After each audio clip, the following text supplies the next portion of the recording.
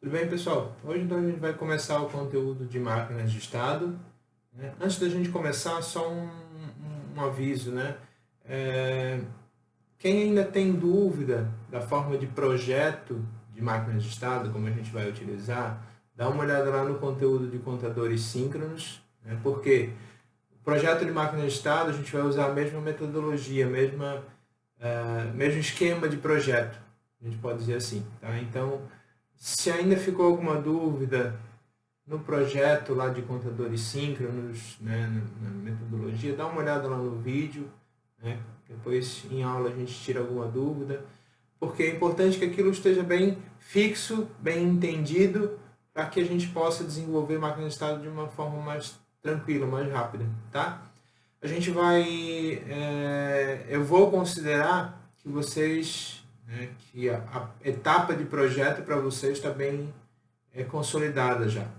Tá? Por isso é importante, né, se alguém ainda tem alguma dúvida, dá uma olhadinha lá no vídeo.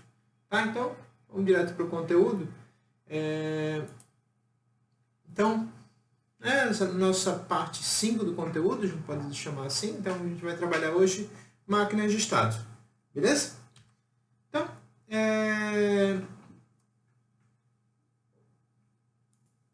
o que a gente vai ter como conteúdo?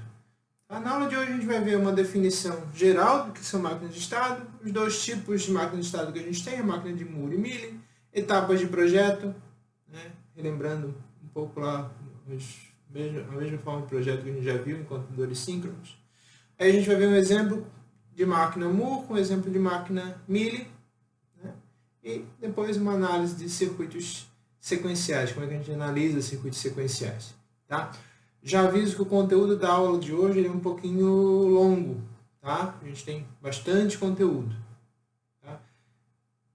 Então a gente vai, né, tentar trabalhar aqui de uma forma legal, de uma forma tranquila, sem se prender muito, né? Sem tentar demorar muito em cada parte do conteúdo. Tá? Tentar fazer uma coisa mais direta.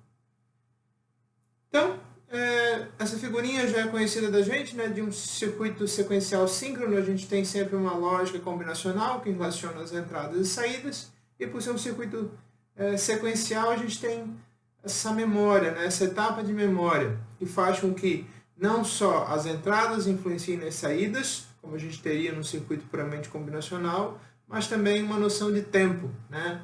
O que aconteceu anteriormente influencia no estado atual, influencia na nossa sequência atual. Tá? A gente pode definir o comportamento de um circuito sequencial síncrono através de uma máquina de estado. Tá? A gente pode utilizar também a máquina de estado para modelar um grande número de problemas, né? Projetos sequenciais eletrônicos, protocolo de comunicação, programa de computador, um monte de sistemas. A gente consegue, todo sistema que tem etapas definidas, né, e um procedimento definido, a gente pode modelar a partir de uma máquina de estado. Tá? Então, o conceito é concebido como uma máquina de estados, uma máquina abstrata, que deve estar em de um número finito de estados. Tá? Então, eu tenho que ter um número finito de estados, eu tenho que ter um número conhecido de estados pelos quais eu vou passar. Tá? Essa máquina ela vai estar em apenas um estado por vez. Numa máquina de estados eu não posso ter ela em múltiplos estados, digamos assim. Ela vai sempre estar localizada em um único estado. E a partir daquele estado ela vai, né, para o próximo estado ou permanece naquele estado. Ela armazena informações do passado, isso é, para eu chegar num estado eu tenho que ter cumprido algumas condições, a gente pode dizer assim, né? E para eu sair daquele estado eu vou ter outra condição que vai levar a essa mudança, tá? Então, ela vai guardar informações desse passado porque ela sabe de onde ela veio ou que condições eram necessárias para estar naquele estado, tá? A transição ela é o que indica mudança, né? Ela vai acontecer numa borda de clock, né? Normalmente porque é um sistema síncrono, e ali na descrição dela eu tenho as condições para ocorrer aquela transição. Então a transição é o que faz a mudança de um estado para o outro. né? Se eu estou do estado A e eu vou para o estado B, eu preciso ter alguma condição, né? Ou um sinal de entrada, ou puramente o border de clock que vai fazer essa mudança, mas eu tenho uma condição para aquela transição. Tá? Então, em resumo, a máquina de estados é composta por estados, que é onde ela está, as transições que fazem a mudança entre os estados e entradas e saídas. Tá? Dentre as máquinas de estados, a gente tem dois tipos, máquina Moore, que a gente vai ver primeiro, e a máquina Mealy. Tá? A máquina Moore ela tem essa configuração básica. Eu tenho as entradas, eu tenho a lógica que vai fazer essa mudança de estado, que vai gerar um novo estado. Né? Esses estados, claro, são estados conhecidos, né? Porque ela é uma máquina de estados finita, né? Então tem os estados conhecidos. Tenho essa lógica de próximo estado que vai excitar os flip-flops de memória para armazenar o estado atual, né? Ver o que tem que fazer com o estado atual e realimentar esse valor para a minha entrada. E eu tenho uma lógica de saída. Né? Se a gente for pensar um pouquinho lá em contadores síncronos, a gente tinha a lógica de próximo estado, que vai me gerar o próximo valor de contagem, uma memória onde a gente já retirava diretamente o valor de contagem. Tá? Aqui o que a gente acrescenta é uma lógica de saída, e essa lógica de saída, na máquina Moore, ela depende só do estado atual. Então, eu tenho o estado atual representado na saída de memória, e essa lógica de saída ela vai depender só do estado. Tá? Então, ela não depende diretamente de um sinal de entrada, ela depende do estado onde ela está. Então, eu vou ter uma saída relativa àquele estado. Beleza? Então, em forma de bloco aqui, em forma de circuito, eu tenho as entradas alimentando a lógica de próximo estado e o estado atual. Né? Tenho os sinais de clock e de reset para os meus flip-flops, né? Para eu levar para zero ou para a configuração que eu tenho. É muito comum a gente representar máquinas de estado com um flip-flop tipo D. Tá? Essa lógica de memória do flip-flop tipo D, pelo motivo que a gente viu lá em contadores síncronos. Né? O projeto com o flip-flop tipo D ele geralmente é mais direto, né? Porque o estado já é representado direto pelo sinal de entrada. Para eu fazer uma transição é só eu colocar aquele valor na entrada. Então, em termos de projeto, ele é mais direto. Além disso, em termos de hardware, o flip-flop tipo dele a gente pode dizer que ele é mais barato, né? Porque a lógica envolvida nele é um pouco mais simples. Então, por isso, é bem comum a gente ter flip-flop tipo D. E a gente tem uma lógica de saída.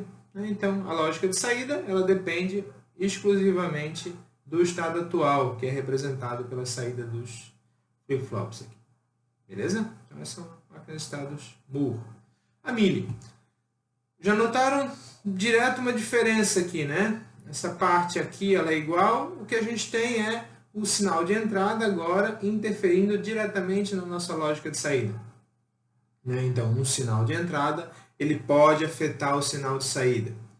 O que isso representa para a gente? É que eu posso ter, apesar de ela ser uma máquina síncrona, né, apesar de a mudança de estados ser sempre provocada por uma borda de clock e uma lógica de entrada, né, essa lógica de próximos estados, a minha saída ela pode ter um comportamento que a gente pode chamar de assíncrono, porque se uma entrada ela interfere direto na saída e essa entrada aqui ela não é sincronizada por um sinal de clock, eu vou ter a minha saída alterando assim que eu mexo no meu sinal de entrada. Tá? Então, por isso, a gente pode ter uma saída que ela não é síncrona. Tá? Ela depende do sinal de entrada. Trazendo aqui para o nosso diagrama, eu já falei dele, então só a diferença que a gente tem é que eu posso ter uma ou mais entradas influenciando na lógica de saída. Tá? Não preciso ter todas também, tá? Mas eu tenho algumas entradas que influenciam nessa lógica de saída, né? Ou pelo menos uma entrada. Então, essa é a diferença principal de uma máquina Mealy, né? Eu consigo que um sinal de entrada interfira diretamente na minha lógica de saída. Então aqui, um geral das duas, né? Entre os modelos, a gente tem nos dois modelos a entrada influenciando nessa lógica combinacional que vai fazer a mudança do próximo estado. Essa lógica ela controla as memórias, né, dos flip-flops, e esses flip-flops retornam o valor para essa lógica para controlar os estados, então isso aqui é o circuito sequencial, e a gente tem essa lógica de saída, onde a gente tem essas entradas influenciando no sinal de saída. Isso sempre na máquina Mealy. Tá? Na máquina Moore eu posso ter uma lógica de saída, né? Eu posso criar uma lógica de saída. Na máquina Mealy eu sempre tenho que ter, porque o sinal de entrada ele influencia na saída, então eu tenho que ter uma lógica de saída. Falo isso porque, por exemplo, um contador síncrono, né, do jeito que a gente já fez até agora, se a gente for analisar ele é uma máquina Moore. A diferença é que, em vez de eu ter uma lógica de saída, eu uso direto a saída dos flip-flops como resultado. Então, por isso, ele é opcional. Né? Normalmente a gente vai ter, mas ele é opcional na máquina Moore. Tá? Como eu comentei, os sinais de saída na máquina Mealy eles podem ter uma mudança assíncrona. Né? Vai sempre estar relacionado a um estado, isso tem que ficar claro. Né? Ele vai estar... eu tenho que estar no estado e ter mais uma condição de entrada. Né? Então, para eu chegar naquele estado, eu cheguei nele de forma síncrona. A gente pode dizer assim. Mas a mudança especificamente da saída, ela pode ocorrer assim que eu mudo a entrada e isso torna essa saída assíncrona, porque ela não é sincronizada pelo clock. Beleza? Então aqui, a combinação das duas, né? Então a gente tem uma saída, máquina Moore ela não depende da entrada e na máquina Mealy ela depende da entrada. Tá? Eu vou repetir isso algumas vezes porque essa é a diferença entre as duas e isso tem que ficar claro, tá? Quando a gente projeta e quando a gente está desenvolvendo. As etapas de projeto. Em relação ao projeto que a gente tinha lá nos contadores síncronos, aqui a gente tem uma etapa anterior que é a gente entender o problema. Né? Quando a gente está montando vai montar uma máquina de estados para resolver um problema, resolver uma situação, a gente tem que entender bem o que é esse problema, quais são as etapas que eu preciso desse problema. Aí a gente faz o diagrama de estados, né? A gente pode fazer uma relação com que valores eu tenho que contar lá em contadores síncronos. Então, se eu entender quais valores eu tenho que contar, eu consigo montar o diagrama de estados em cima daqueles valores, né? E esse diagrama de estados vai ser para a máquina Moore ou máquina Mealy, a gente vai ter que escolher qual que a gente vai utilizar. Vai atribuir os códigos binários aos estados. Tá? Essa é uma etapa diferente também, né? Lá em contadores síncronos a gente tinha os valores binários de contagem, aqui a gente vai atribuir um código para o estado. Tá? Quando a gente aqui fala de estado, a gente vai dar nome mesmo para os estados. Né? Por exemplo, um elevador ele tem um estado parado, subindo e descendo. São 3 estados. Né? Quando a gente vai fazer o projeto, não tem como eu dizer que um flip-flop é o parado, um é subindo e outro é descendo. Né? Então eu tenho que relacionar um código para aquele estado para que eu possa fazer o projeto e fazer a máquina andar, né? A máquina passar os estados. Depois a gente escolhe o tipo de flip-flop que será utilizado. Né? Comum a gente usar o flip-flop tipo D, mas aqui como a gente está aprendendo e desenvolvendo o projeto, a gente vai escolher flip-flops diferentes, né? Do flip-flop tipo D, até para poder comparar essas implementações. Dali para baixo, agora, igual os projetos que a gente fez com contadores síncronos, a gente vai obter a tabela de transição e excitação, com a diferença de que aqui a gente pode ter uma lógica de saída, e essa lógica ela vai depender ou só do estado atual, como é uma máquina Moore, ou do estado atual e mais entrada, como é uma máquina Mealy.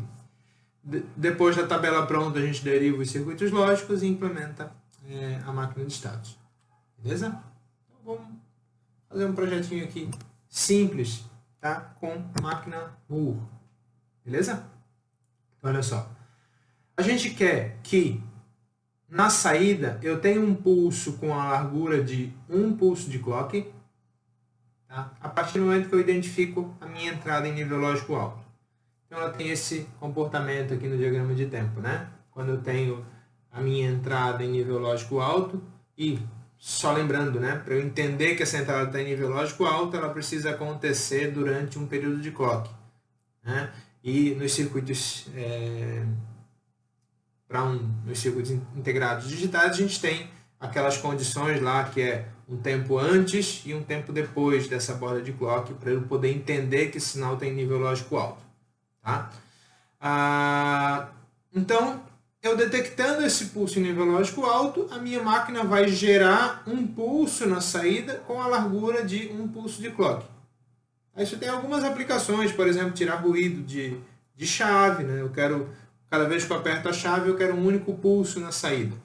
Então, eu consigo controlar essa saída se eu tiver uma máquina que ela vai detectar aquele pulso, gerar um pulso com uma largura de clock, então, independente de quantas vezes eu aperto durante o pulso de clock, ou se eu ficar apertando, independente disso, né? Se eu tenho um ruído de trepidação, de chave, a gente vai garantir que na saída dele eu tenho um pulso de clock, né? Eu tenho esse sinal em alto durante um período de clock. A representação do circuito é simples, né? Um sinal de clock que vai sincronizar o sistema, uma entrada, que é essa que eu quero detectar, e o sinal de saída. Beleza? Então, entendeu o que ela tem que fazer, agora a gente monta o diagrama de estados. Eu tenho um estado inicial, que aqui a gente está chamando de S0, onde a minha saída é 0. E eu permaneço nesse estado enquanto a minha entrada for igual a 0. Lembrando que X é meu sinal de entrada, então enquanto a minha entrada for igual a 0, eu vou permanecer nesse estado, porque eu quero que a minha entrada vá para nível lógico alto. Assim que eu percebo que a minha entrada foi para nível lógico alto, eu venho para um estado onde a minha saída é 1. Então, estão vendo que a representação de saída ela está sempre dentro do estado. Então, percebi o nível lógico alto. No clock eu mudei para esse S1. Nesse S1 a minha saída fica em nível lógico alto. Eu quero que a minha saída tenha a largura de um sinal de clock. Então, na próxima borda de clock, eu vou trocar de estado, ou seja, eu vou mudar a minha saída para 0, independente do que acontece com a entrada, né? Porque eu quero que a minha saída tenha a largura de um pulso de clock, independente se a minha entrada é curta ou longa, né? Quanto tempo que eu deixei ela lá. Minha saída eu quero garantir que ela tenha um pulso de clock. Então, no próximo pulso de clock, eu vou mudar ela para esse outro estado, onde agora a minha saída volta para 0. Então, eu estava em 0, a minha entrada foi para 1. Minha saída foi para 1, ficou para um pulso de clock e desceu. Beleza? Desceu, ficou agora. Agora o que eu estou aguardando? Eu aguardo ou ela voltar para 0, né? Por exemplo, naquela condição que a gente tem lá no desenho, né? Eu mantive apertado. Independente de eu manter apertado, eu quero que a minha saída tenha só um pulso de clock. Então, esse estado aqui é para atender essa condição de eu manter ela apertada. Se por acaso ela está solta, ele volta para cá e espera eu ter um outro sinal em nível lógico alto para gerar essa minha saída. Beleza? Então, para eu garantir que essa transição ocorra quando ele está em nível lógico baixo e nível lógico alto, eu tenho aqui para ambas as condições, né? Ou seja, independente do que eu tenho no sinal de entrada, eu tenho essa transição aqui. Beleza? Aí agora a gente pega aqueles valores que eram só estados, eu já montei o diagrama e a gente coloca agora um código binário que representa aquele estado. Como aqui a gente tem 3 condições, se a gente tem 3 condições, então eu tenho que contar até 3. Com 2 flip-flops eu consigo fazer essa contagem, sem problema. Então com 2 flip-flops a gente já resolve esse problema. Importante que o que não faz parte do nosso diagrama de tempo, então se eu tenho 2 flip-flops, eu consigo contar até 4, mas eu só tenho 3 estados. Então esse código que não faz parte do meu diagrama de estados, é importante que eu mande ele para algum ponto. Normalmente a gente manda para a condição inicial, né? Para eu garantir que eu estou no ponto inicial da minha máquina de estados, né? Até naquela condição de garantir que eu tenho uma memória de onde eu passei. Então, se eu mandar para outro estado, não sei de onde que ele veio, né? Então, é importante que é interessante que a gente mande ele para essa condição inicial. Então, isso é só porque eu posso iniciar nesse estado, posso ter algum ruído que leve para esse estado indesejável. Então, nesse estado, a gente tem 2 coisas. Esse estado ele não interfere na minha saída, então ele mantém a saída em 0. Para quê? Para que eu não gere um pulso que eu não queria. E independente do que eu tenho na entrada, quando eu tiver um clock, ele vai voltar para a operação normal da máquina. Tá? Então aqui, como exemplo, a gente vai fazer com o flip-flop tipo T. O flip-flop tipo T, se a entrada é igual a 1, eu inverto o valor da saída. Se a entrada é igual a 0, eu mantenho o que já tem. Tá? É o que a gente tem aqui nessa tabela de transição. Como eu falei de novo, a gente vai passar rápido, porque isso a gente já viu lá em contadores síncronos e já está visto, né? Então a tabela de transição, a diferença que a gente tem aqui, a gente tem um sinal de entrada e um sinal de saída agora. Né? Então a gente tem um sinal de entrada e um sinal de saída. O sinal de saída, ele depende do estado, tá? Porque a gente está montando uma máquina Moore. A máquina Moore, a saída depende só do estado. Tá? Essa é uma representação um pouquinho diferente, ela vai facilitar o projeto, só que a gente tem que tomar cuidado quando a gente for, por exemplo, derivar um Carnot dessa máquina, a gente tem que cuidar que ele não está na sequência aqui, né? Não tem o primeiro 4 zeros, depois 4 uns, por exemplo. Então vai exigir um cuidado quando a gente monta o Carnot. Se a gente estiver usando o método algébrico, não faz diferença essa ordem, né? Porque o que a gente verifica é qual a condição dos sinais que geraram esses valores iguais a 1. Tá? Então, essa representação, colocando os estados juntos, né? Então, aqui é o estado 0, né? O S0. Então, eu coloco as duas condições do estado, as duas condições de entrada para o mesmo estado. Então, olha só, né? Vamos analisar dois pontos aqui, né? Dois estados, porque o resto vai ser igual. Se eu estou no estado 0 e a minha entrada é 0, eu permaneço no estado 0 e a minha saída é 0. Se eu estou no estado 0 e a minha entrada é 1, eu vou para o estado 0,1. Né? Então, eu indo para o estado 0,1, a minha saída ela continua em 0, porque a saída depende do estado atual. Lembra? A saída depende do estado atual. Se eu estou no estado 0,1, que é o meu estado S1, a gente lembra lá, no estado S1, a gente tem, quando a entrada é igual a 0, eu vou para o 1, 0, que é o estado S2, e quando a entrada é 1, eu também vou para o estado S2. Então, independente do que eu tenho na entrada, eu vou para esse estado. Tá? Essa é essa condição aqui. Ó. Né? Então, se eu estou nesse estado, eu vou para o próximo estado, independente do que eu tenho na entrada. Né? Se ele é 0 ou se ele é 1. Tá? Eu poderia ter mais entradas interferindo nesse valor, então a gente teria mais condições. E outra coisa que é importante é que a minha saída ela é 1, porque eu estou no estado S1.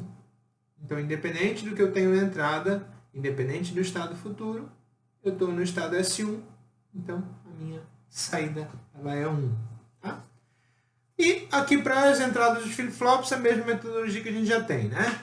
Se mantém o valor é 0, e se eu tenho mudança de valor, né? De 0 para 1 ou de 1 para 0, eu tenho 1 na entrada do flip-flop tipo T. Beleza?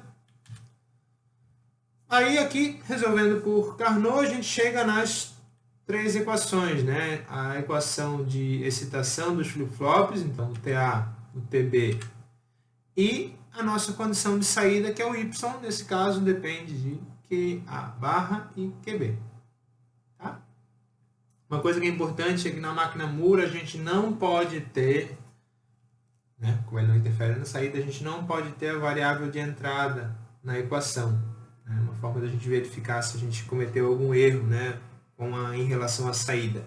Não pode aparecer na equação de saída o nosso sinal de entrada. Tá? Então ele só depende do estado atual. Então só vai depender das saídas dos flip-flops. Beleza? Então, como exercício, aqui tem para vocês projetarem uma máquina de estados que vai, quando ela detecta um pulso na entrada, ela vai gerar um pulso com um comprimento de 2 ciclos de clock.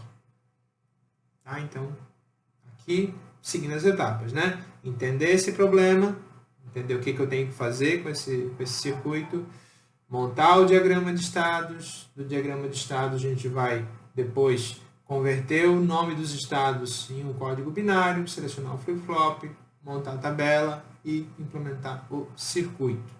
Beleza? Então, continuando. O nosso próximo exemplo, isso vai ser algo comum que a gente vai fazer com máquinas de estado, vai ser detectores de sequência. Tá? Detector de sequência ele vai remeter a protocolo de comunicação, a detectar um código na entrada para eu poder gerar uma saída válida, ou tomar uma ação. Então, a gente vai fazer alguns exercícios e alguns exemplos desse tipo de projeto, né? Detectando uma sequência específica. Então, olha só que a gente tem um trem de pulso, né? Então, a gente tem um trem de pulso nessa entrada, né? Um trem de valores aqui. E quando eu detecto um valor que ele é igual à sequência que eu estou procurando, então 1, 0, 1, 1, a gente dá um sinal ativo na saída. Então, eu tenho um monte de valores se repetindo ali, né? Um monte de valores chegando no meu sinal de entrada. Quando eu detecto uma sequência válida, eu ativo a minha saída. Então, eu indico, ó, essa sequência é válida. Beleza? Isso a gente pode encontrar, por exemplo, em código de chave de carro, né? Uma forma de identificar que aquela chave pertence àquele carro é quando a gente coloca a chave, ele vai emitir um sinal para a chave, ela devolve com o trem de pulsos, e se aquele trem de pulsos for válido, se ele conhecer aquele trem de pulsos, dizer que é o mesmo que ele espera, ele ativa a saída. Beleza? Então aqui, utilizando uma máquina Moore. Então olha só, a gente tem o estado inicial, né? E nesse caso aqui o estado inicial ele fica esperando um 0, porque a nossa sequência começa com 1, então é 1, 0, 1, 1 que a gente está esperando. Então, enquanto não tem 1, eu não tenho por que começar a máquina, né? Eu estou esperando esse valor 1.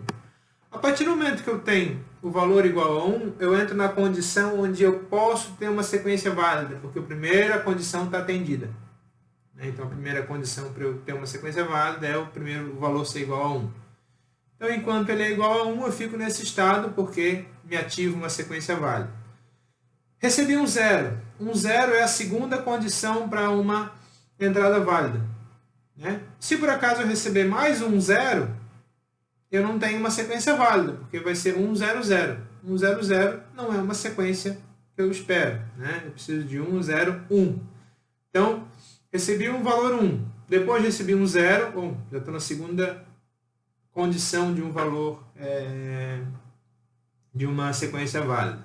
Recebi mais um valor igual a 1. Tenho a terceira condição de uma sequência válida, né? 1, 0, 1. Beleza? Se por acaso eu receber um 0, eu não tenho a condição, a quarta condição para uma sequência válida, mas 1, 0, eu tenho duas condições para uma sequência válida, né? Eu recebi um valor 1 e recebi um valor 0. Né? Se eu receber outro valor 0, tenho que reiniciar. Mas, enquanto eu estou recebendo essas sequências, 1, 0, 1, 0, 1, 0, isso aqui me dá condições para eu ter sequências válidas. Né? Por exemplo, 1, 0, 1, tenho 3 condições para sequência válida. Recebendo mais um valor igual a 1, ou agora eu tenho 4, recebi as 4 condições para uma sequência válida. Primeiro valor igual a 1, segundo valor igual a 0, terceiro valor igual a 1 e o quarto valor igual a 1. Beleza? É uma sequência válida. Se é uma sequência válida, a minha saída vai para 1. Beleza? Então, né, detectei uma sequência. Se eu detectei uma sequência e o próximo valor é igual a 1, eu já tenho uma condição para uma próxima sequência válida. Né? Então, tem uma condição aqui para uma próxima sequência válida. Se for 0, não é uma sequência válida, então eu pulo aqui, né? Venho para essa condição aqui, esperando o valor 1 de novo para eu ter uma próxima sequência ativa. Beleza? Então, depois de a gente entender e desenvolver essa máquina de Moore, a gente vai agora atribuir os códigos binários para ela. Tá? A gente tem aqui 5 condições, se a gente tem 5 estados, eu preciso de pelo menos 3 flip-flops para representar esses estados, né? Então, preciso de 3 flip-flops e aqui aquela recomendação, os estados que não fazem parte ou os valores de contagem, que a gente não precisa nem chamar de estados, mas os valores de contagem que não fazem parte da nossa sequência, a gente manda para essa condição 0. Beleza? Vamos continuar então. Para esse projeto, vamos usar um flip-flop tipo D. A gente pode usar qualquer um dos 3 que a gente tem. Vamos usar o flip-flop tipo D. E aqui a gente tem essa tabela onde a gente tem o estado atual. E como forma de facilitar a visualização da lógica de saída, a gente, nessa tabela aqui, a gente trouxe ela para cá, né, para o lado do estado atual. E a gente pode fazer isso de forma bem tranquila, porque principalmente por ser uma máquina Moore, né, onde a saída depende só desse estado. Tá? Então, aqui a gente está, né, estado 0, estado 1, estado 2, estado 3. Para nenhum dos estados a minha saída é válida. E no estado 4, quando a gente chega no estado 4, a gente tem a saída então válida, né? Independente do sinal de entrada. Nesse estado 4, a nossa saída é válida. Beleza? Então, aqui, né, o resto é esses sinais aqui, a nossa condição é mandar para o estado inicial, né? Lembre-se que são os estados que não fazem parte da contagem. Né? Então, se eles não fazem parte da contagem, a gente manda para o 0 de uma vez para não interferir na saída. Beleza? Aí a gente vai derivar os circuitos lógicos, né? A entrada DA, ADB, e se a gente notar DA, B e DC, se a gente notar aqui na saída, né, a gente não tem o sinal de entrada influenciando na saída, porque é uma máquina Moore. Tá? A gente numa máquina Moore, a gente não tem esse sinal aqui interferindo. Beleza? Então, como exercício, fica para vocês desenvolverem um detector de sequência que identifique 0, 1, 1, 0, 1, 0. Então, mais sinais da sequência, provavelmente a gente vai precisar de mais flip-flops, né? Mais estados para detectar essa sequência. E, nesse caso, utilizar uma máquina Moore com flip-flop tipo T. Beleza? Tá? Espero que até aí esteja tranquilo. Qualquer coisa a gente tira dúvida lá na aula. Tá? E como último exemplo, né, que a gente tem também, que a gente pode operar a partir de máquinas de estados, é o controle de motor de passo. Né? A gente não vai entrar aqui especificamente no que é um motor de passo, porque não é o objetivo desse conteúdo, mas o motor de passo, como ele, né, a questão física dele, mas o motor de passo é um motor onde a gente aplica uma sequência nos terminais dele e a partir dessa sequência a gente consegue controlar o giro desse motor. Tá? É um motor muito interessante quando a gente quer um controle preciso de posicionamento. Tá? O objetivo dele não é velocidade nem força, mas a gente consegue controlar o movimento dele de forma mais precisa. A gente tem um motor de passo em 3 condições básicas, né? Que é desligado, parado, quando a gente tem só ele apontando para uma única posição, né? O fixo naquela posição, ou rodando, quando a gente está energizando as bobinas de forma a girar num sentido ou no outro. Tá?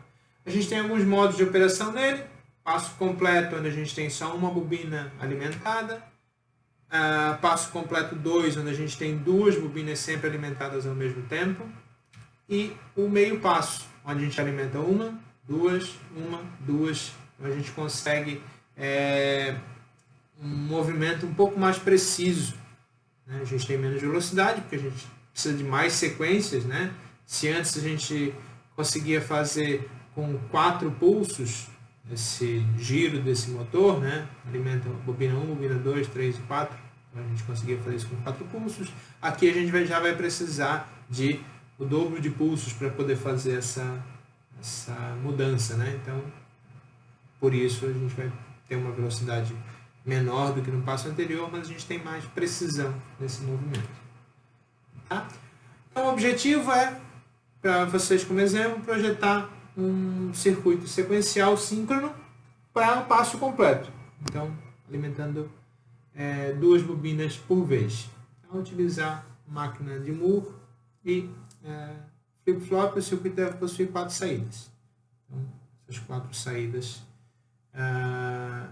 vão alimentar as bobinas do motor e deve ter uma entrada para a gente selecionar qual que é o sentido de rotação. Então, se ele vai rodar para a direita ou para a esquerda. Tá? Utilizem como exemplo aquela figurinha lá dos motores de passo, né? Essa figurinha aqui que a gente tem, né? Então, utilizem essa sequência de bobinas aqui para definir qual que é o sentido de giro dele. Tá? Vocês vão notar que é um projeto que vocês já fizeram, tá? Fica só essa dica. Máquina Mili, então, só retomando, ela é uma máquina onde a entrada influencia diretamente na saída. Então, se a entrada influencia diretamente na saída, em alguns casos a gente consegue ter uma saída, a gente pode ter uma saída assíncrona. Tá? Isso faz com que a máquina Mili, em alguns casos, ela tenha a condição de antecipar um estado. Tá? O que é esse antecipar o estado? Como a minha entrada pode mexer diretamente na saída, eu posso ter uma condição de saída mexendo, alterando de forma mais rápida do que numa máquina Moore. Porque na máquina Moore eu vou precisar chegar num estado para mexer na saída. Na máquina Mili, essa entrada ela pode afetar diretamente o valor de saída. Beleza? Então, vamos analisar aquele mesmo circuito identificador de sequência que a gente viu com a máquina Moore, agora com a máquina Mili. Tá? Mesma ideia, mesmo projeto, eu tenho que detectar 1011. Tá? Notaram alguma diferença já nesse diagrama de estados dessa máquina? Tem algumas diferenças claras aqui, né? Uma é que o meu sinal de saída, ele agora não está dentro do estado, mas está na transição. Tá? Então, uma forma de a gente identificar uma máquina Mili é o que afeta a saída, né? Aonde que está a minha relação de sinal de saída. Se ele está na transição, é uma máquina Moore, uma máquina Mili. Se ele está no estado, ele é uma máquina Moore. Tá? Então, a máquina Moore, se vocês lembram, a saída estava desenhada aqui dentro do estado, né? Eu estava no S0 com a saída igual a 0. Agora, a minha saída, ela depende da transição. Ela está na transição por quê? Porque ela depende de eu estar nesse estado e o meu sinal de entrada ser propício para mexer nessa saída, digamos assim. Então, a gente quer detectar a sequência 1011. Então, nesse estado inicial, enquanto a minha entrada é 0, a minha saída é 0, e eu não tenho por que sair daqui porque eu não tenho nenhuma possibilidade de condição válida. Se a minha entrada for para 1, então eu tenho a primeira condição de primeiro valor que me atende como uma entrada válida. Se a minha entrada permanecer em 1, eu fico nesse estado porque eu só tenho a primeira condição. Se a minha entrada for para 0, eu venho para esse estado S2, onde eu já tenho a segunda condição de uma entrada válida. Se por acaso eu receber um valor 0, eu saio dessa condição e retorno aqui. Né? Então, 1, 0, 0, não atende de novo, eu vou ter que esperar de novo receber um valor 1. Então, 1, 0, 1.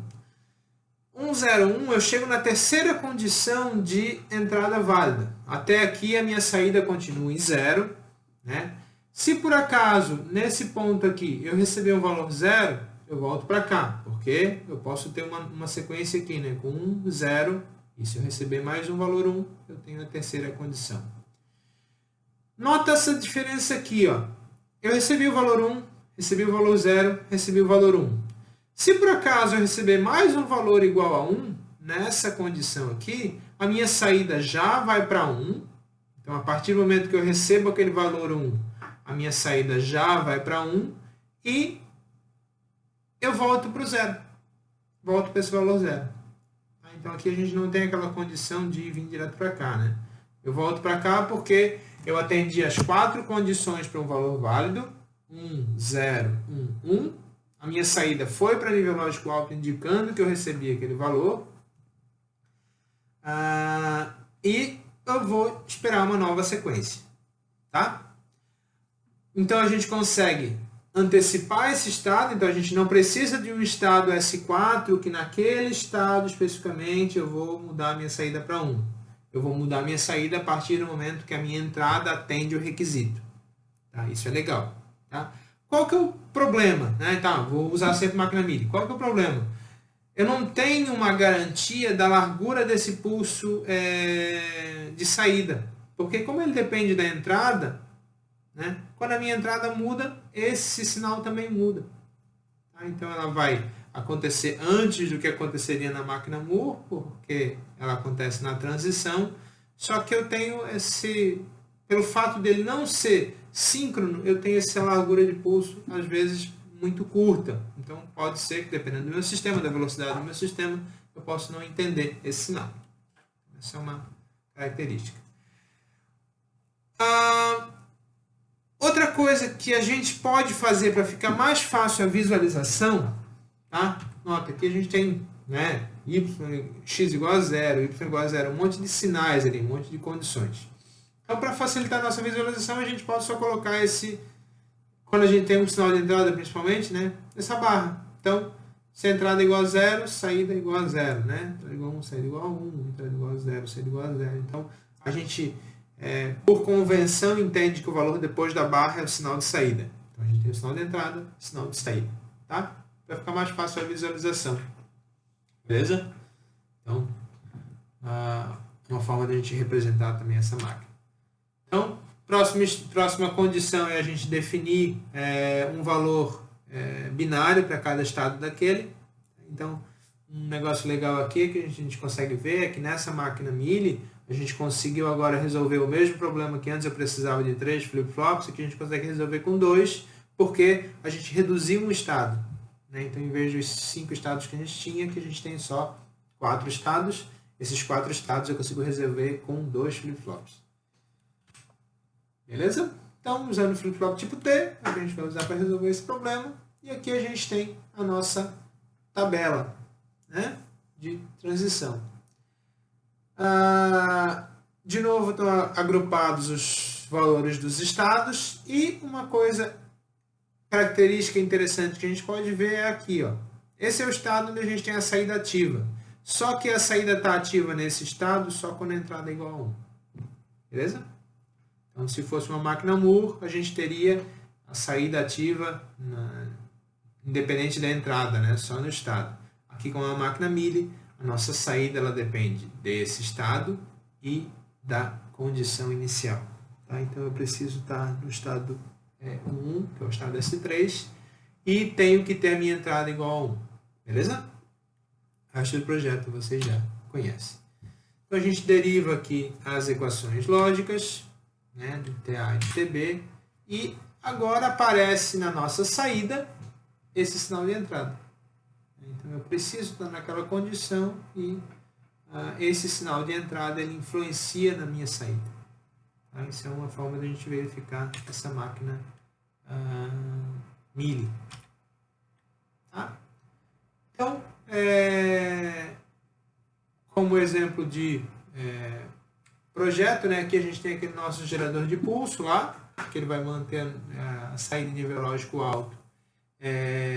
A partir do momento que a gente tem o valor igual a 1, que a gente vai manter em alto por um ciclo de clock, né? Por um período de clock. Então, olha só, a gente está no estado S0, então aqui é a nossa condição inicial, entrada igual a 0, saída igual a 0.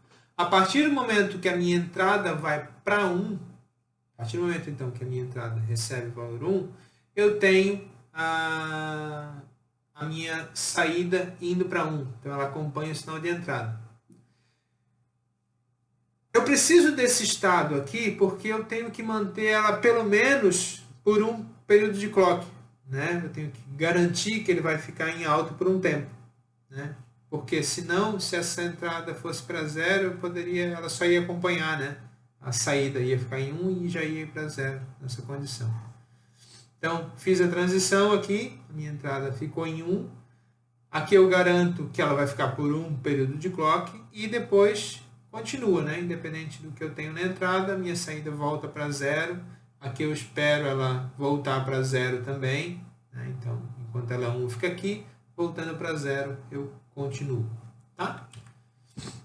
Então, atribuindo os códigos binários agora, o estado, a contagem que não faz parte, a gente manda para o estado inicial.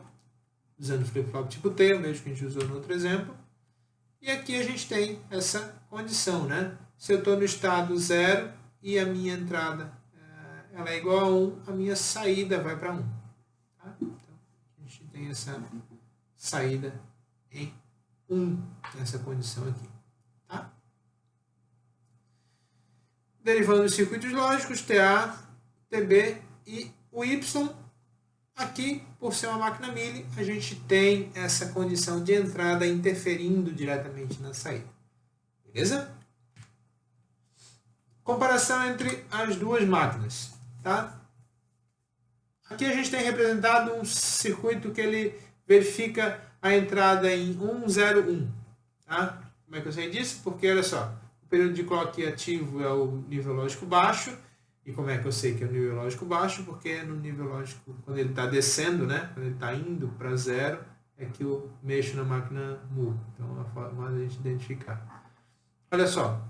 Então, detectei o 1, detectei o 0 e detectei o 1. A minha máquina Moore foi para 1. Na máquina Mealy, a partir do momento que a entrada dá condições para isso, então 1, 0, 1, a minha máquina Mealy já mostra a saída com valor em 1. Tá? Então ela segue a saída, a gente pode dizer que é antecipar esse estado, né? Antecipar no sentido de que a partir do momento que a minha entrada influencia na saída, eu já tenho a saída mudando. Tá? Em termos de circuito, né? A gente tende na máquina Mealy a ter um menor número de estados, né? A gente precisa de mais lógica na máquina Moore.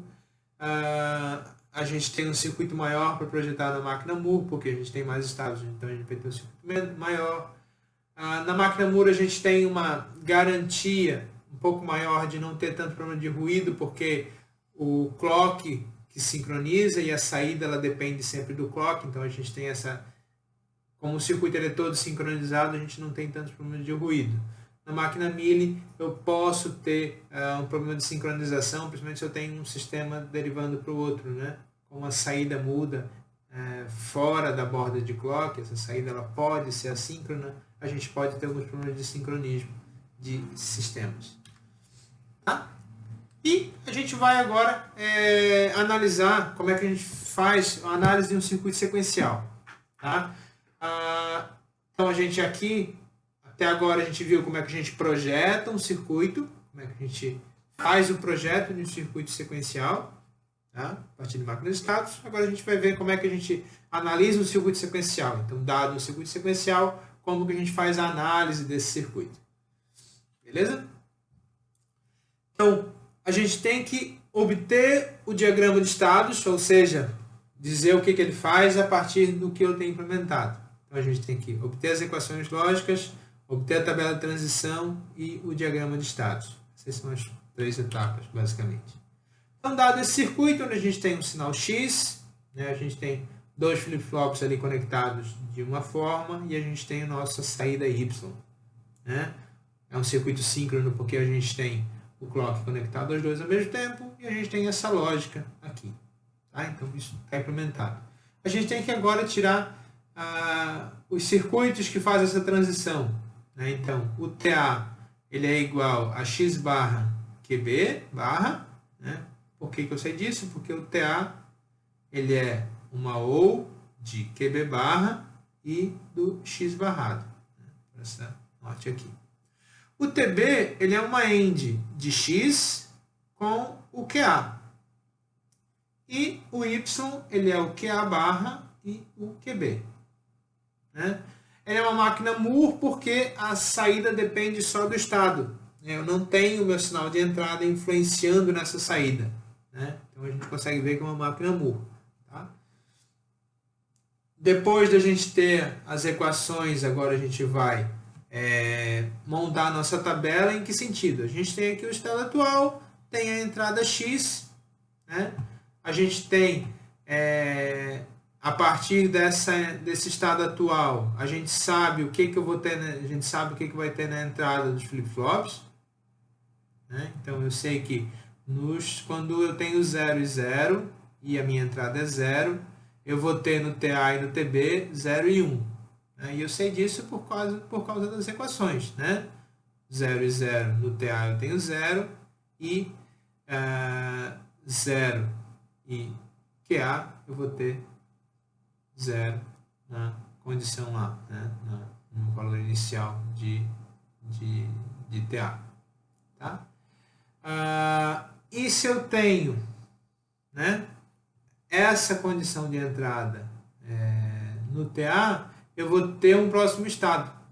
Né? Então, eu tenho a entrada atual, né, tenho o que eu vou ter na entrada dos flip-flops, e a partir do que eu tenho na entrada dos flip-flops, eu vou gerar esse próximo estado ali. Beleza? Então, assim que a gente sabe que a gente vai ter nessa condição, e a gente deriva essa tabela. Tá?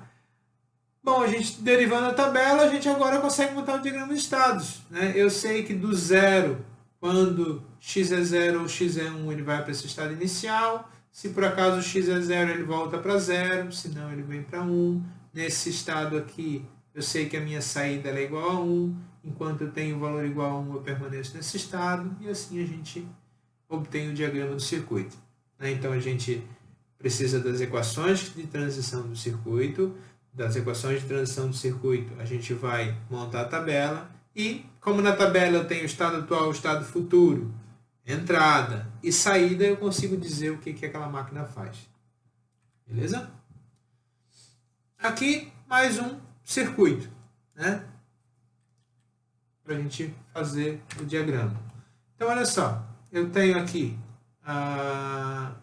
o circuito montado, né? Eu já sei dizer que é uma máquina Mealy porque a minha entrada está ligada na lógica de saída, então a gente tem essa lógica na saída e a minha entrada está ligada aqui, então ela é uma máquina Mealy, né? Porque a minha entrada realiza uma ação sobre a lógica de saída. Então eu já sei que é uma máquina Mealy. Aí a gente tira as configurações do JA, JB, KA e KB. A partir disso a gente monta a tabela de transição, né? Então, se eu sei o que eu tenho aqui, eu sei qual vai ser o meu estado futuro a partir daquela entrada, né? Então, esse daqui gera um valor na entrada dos flip-flops, isso vai gerar uma transição na saída, tá? E aqui a gente consegue daí implementar esse diagrama de estados, tá? A minha saída ela é igual a 1 nesse valor aqui, quando eu estou no S3 e a minha entrada é igual a 1. Quando eu estou no S2 e a minha entrada é igual a 1, eu também tenho o valor 1 aqui. Né? E aqui também, né? O S0, quando y é igual a 1, a gente tem. Quando x é igual a 0, a gente também tem essa condição aqui. Então, a partir dessa tabela, a gente consegue montar o nosso diagrama de estados. Beleza? Tá? Então, pessoal, esse é o conteúdo que a gente tem que a gente viu de máquinas de estados, né? Máquina Moore, máquina Mealy, análise de circuitos sequenciais. Vocês têm para fazer aqueles exercícios que a gente colocou lá durante os slides, então aqueles lá, façam, verifiquem se tem dúvida, implementem ele das duas formas, faz com máquina Mealy, faz com máquina Moore. Se dediquem a montar eles e testarem aqueles circuitos. Tá? Implementem no Proteus, no DIDS, na plataforma que vocês quiserem para simular. Simulem o funcionamento, verifiquem as etapas de funcionamento, para que fique bem claro. Né? Esses são exemplos simples. A gente vai começar a deixar um pouco mais complexo essas implementações. Então, é importante que o simples esteja bem entendido para que a gente possa ir para um projeto mais complexo. Beleza?